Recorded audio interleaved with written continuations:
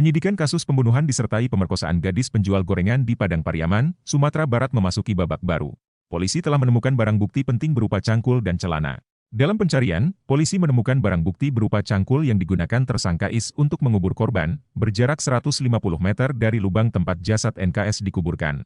Selain itu, polisi juga menemukan celana galembong, atau celana latihan silat milik NKS, di saluran irigasi sawah sejauh 1 km dari lokasi penemuan jasad. Cangkul tersebut yang diduga digunakan oleh tersangka kasus ini Indra Septriaman alias Indra Dragon untuk mengubur gadis penjual gorengan Nia Kurniasari dalam keadaan hidup-hidup usai diperkosa. Sementara, celana adalah milik korban yang disinyalir dikenakan ketika peristiwa mengenaskan tersebut. Cangkul dan celana pun menjadi saksi bisu dari kasus tersebut.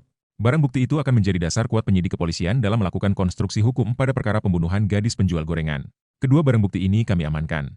Sesuai dengan keterangan yang diberikan tersangka, kata Faisal dalam keterangannya, Selasa, 24 September 2024.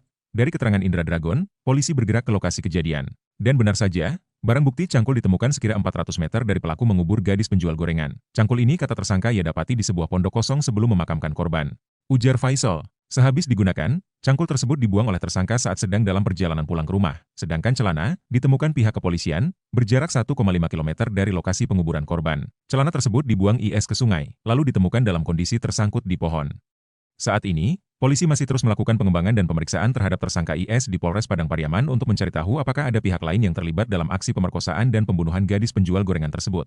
Sebelumnya, tersangka IS ditangkap di Nagari Guguak, Surau Guguak Kayu Tanam pada Kamis, 19 September 2024, pukul 15 WIB.